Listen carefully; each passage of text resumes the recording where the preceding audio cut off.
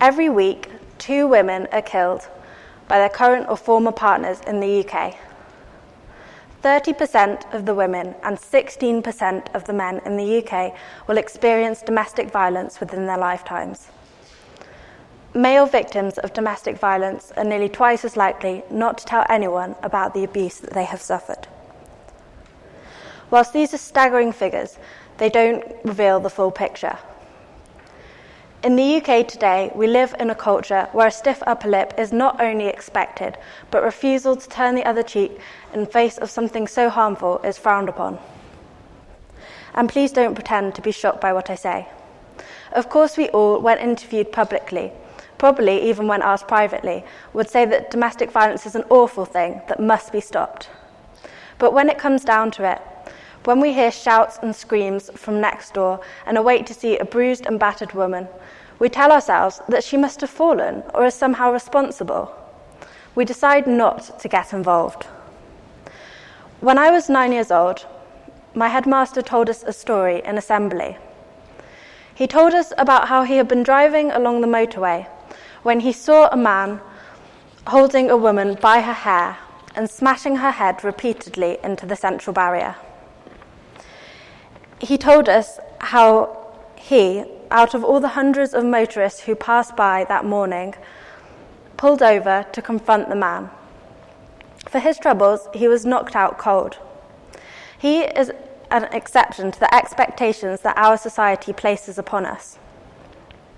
If we stand up and face domestic violence together, we can put an end to it. That bully couldn't have overpowered a crowd. Now I want you to close your eyes. Take a moment quietly by yourself to imagine what you think of as domestic violence. If you have never witnessed domestic violence, you may be thinking about the story that I've just told you about, or maybe a scene from a TV drama. If you have watched domestic violence, you may be thinking about what it would have felt like to be the victim that you watched being abused. If you have encountered domestic violence firsthand, you may be thinking back to a time when you were abused by your partner.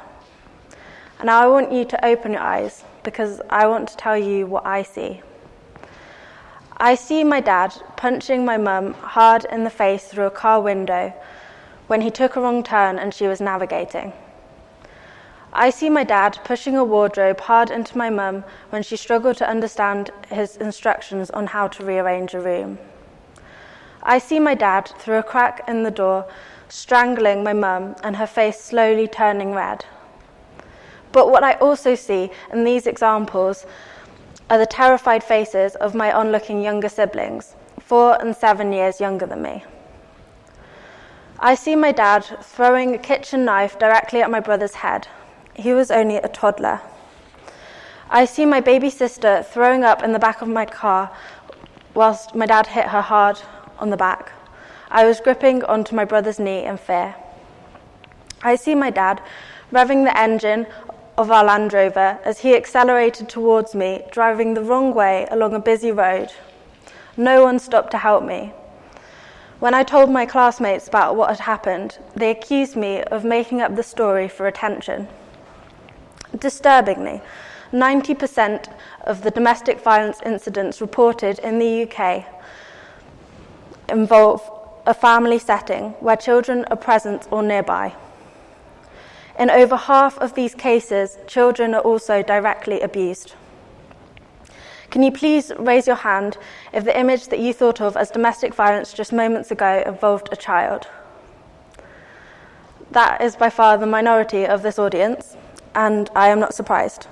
When a child is brought into this world, they are supposed to be loved, nurtured, and protected from all harm. No one should be comfortable with the idea of hurting a child. So why do we stay?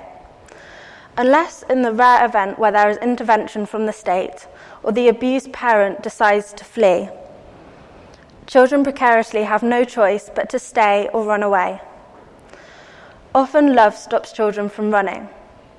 However controlling and violent my dad became, he still remained my much-loved dad. But what about the adults who are being abused, especially when they're putting their own children at risk? Why do they stay? The answer is simply fear. The risk of being murdered by the perpetrator dramatically increases when you decide to leave. The most dangerous decision that you can take is to run. The practicalities involved in escaping can make leaving nearly impossible. The victims are often isolated from relatives and friends, both emotionally and by geographical distance. This means that the victim has no one to talk to, no one to tell them to run, and no one to turn to for support. Additionally, victims are often financially dependent on their partners, which puts them in a precarious position and adds to their isolation, further obscuring any avenues that the victim can turn to for assistance. When you live in a household with domestic violence, being controlled and physically abused are just part of everyday life. You can become so used to facing violent consequences or humiliation for breaking the rules set by your abuser that you never question what you do and you ask permission for every action. You are told that you are responsible for their violence towards you. You are told that you should be grateful for their mercy. You are told not to leave, so you stay. My dad told us that he would kill himself if we decided to leave. My 9-year-old sister was very upset when we told her that we had decided to run away. She couldn't understand why we would want to. What's the police response? Patrick Stewart, aka Star Trek's Jean-Luc Picard, and their X-Men's Professor Charles Xavier, talks openly of his childhood experiences in watching his father abuse his mother. In a speech he gave to Amnesty International, he discusses the attitude of police and doctors sent to deal with the aftermath of particularly violent attacks. He heard them say, "Well, she must have provoked him, and it takes two to make a fight, Mrs. Stewart." But times have changed, haven't they? Sadly not. In my experience 5 years ago, just a domestic is the phrase that I remember from the police. Just a domestic, like the time my dad tried to kill my mum. That was technically just a domestic. How silly of me to get worked up about just a domestic. I mean, potentially I could have witnessed the murder of my mum, but it was just a domestic. Nothing serious then. My mistake. And I suppose because I'm only a girl, you're also going to ask me to calm down, dear. I refuse to be silent. We need a new policing outlook for domestic abuse in the 21st century. That being said, the police response is improving. In a recent report put together by Her Majesty's Inspectorate of Constabulary, 4 out of 5 victims were satisfied with the initial police response across 43 forces in England and Wales. However, the report also revealed that as a result of budget constraints, specialist domestic abuse units have become centralised and restructured. This has led to risky gaps in the capability and capacity of specialist units in some forces. The police dealing with domestic violence are overworked, and there is a lack of specialist support and supervision. This suggests that whilst attitudes among the police may be changing, lack of government funding is seriously impairing the ability of the police to respond effectively. In a third of domestic violence incidents reported, no further action is taken. In 38% of the cases, the abuser is given just a warning. Only a quarter of reported incidents result in arrest, and a mere 4%, that's 4% of all reported incidents of domestic violence, result in conviction. Conviction is rare because domestic violence often occurs in private. The victim is normally the only witness, which means that unless the defendant pleads guilty or there is strong enough supporting evidence, it will usually be necessary for the victim to give evidence in court. You have to be extremely strong to be able to do that. At the time, I was told that I would not be strong enough. When you have been through a traumatic experience, it is common for your brain to block out the painful memories. To have to force yourself to remember the details of the systematic abuse that you sustained is very difficult. Remember, domestic violence is not just one assault. It is prolonged, repeated assaults carried out by close family members over a long period of time with emotional abuse alongside. A black eye can heal in a fortnight. The brain may not recover in a lifetime. In one of my favourite TED Talks, Guy Winch poignantly highlights that when someone has a mental illness like depression, they can often be told to shake it off.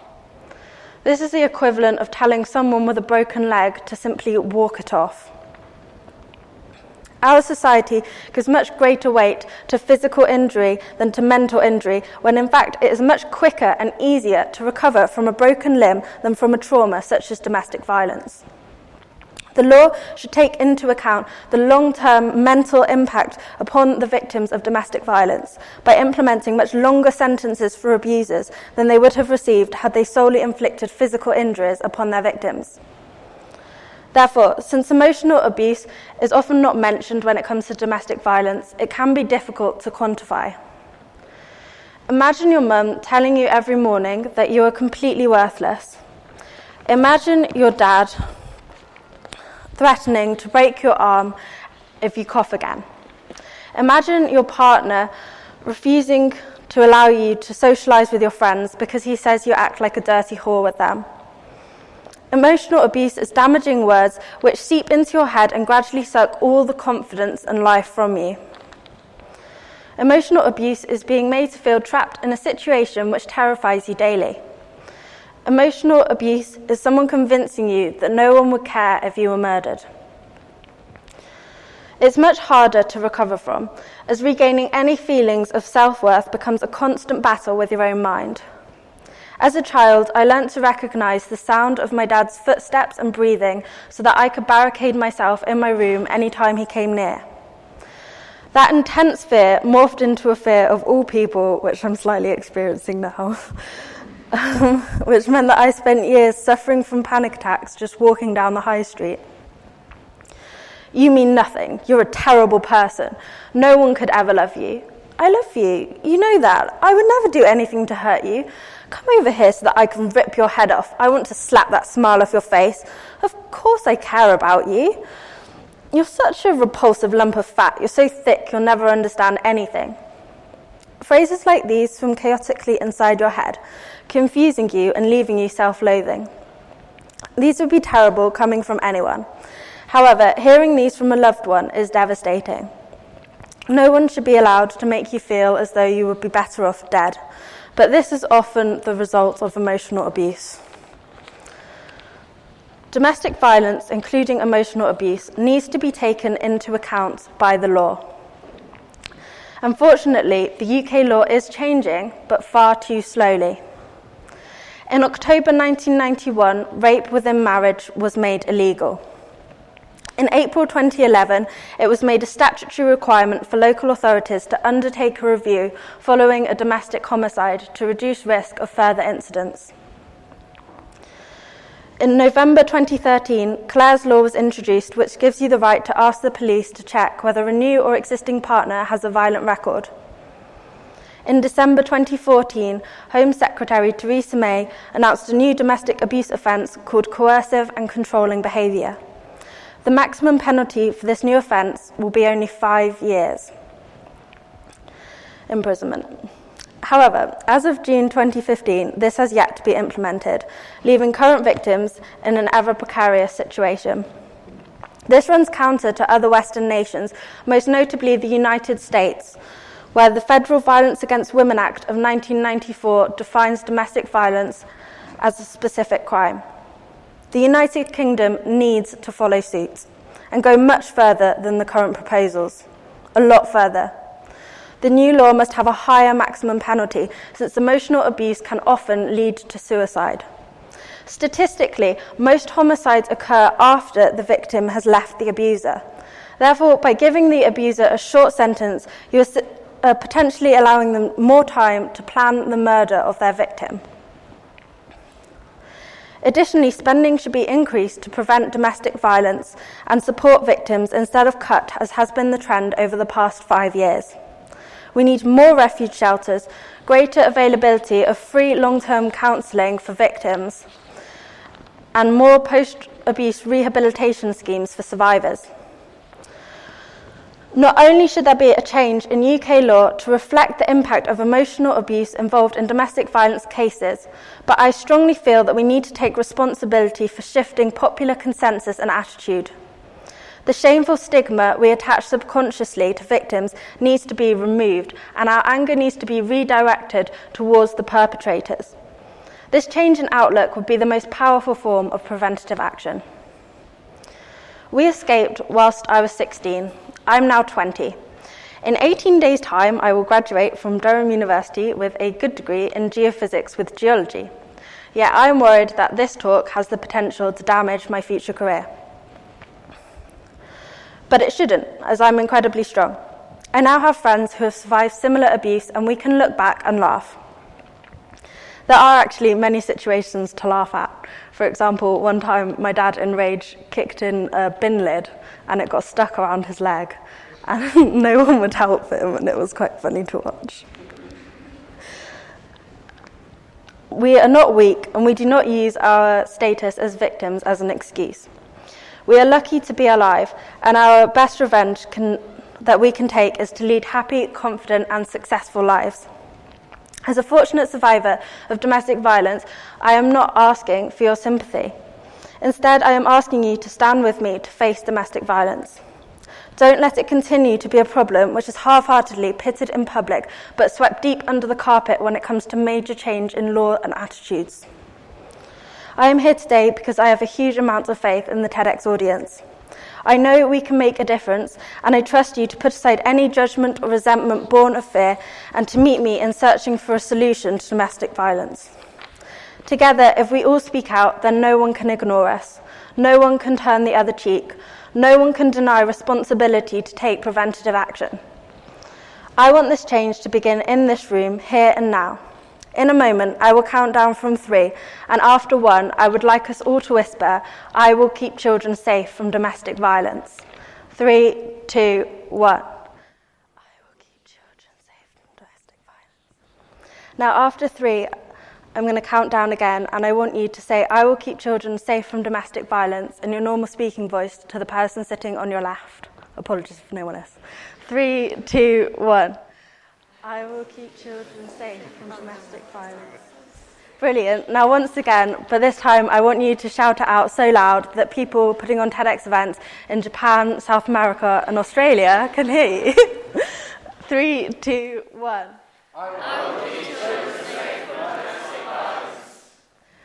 Brilliant. Thank you very much for listening to me, and please act on your words.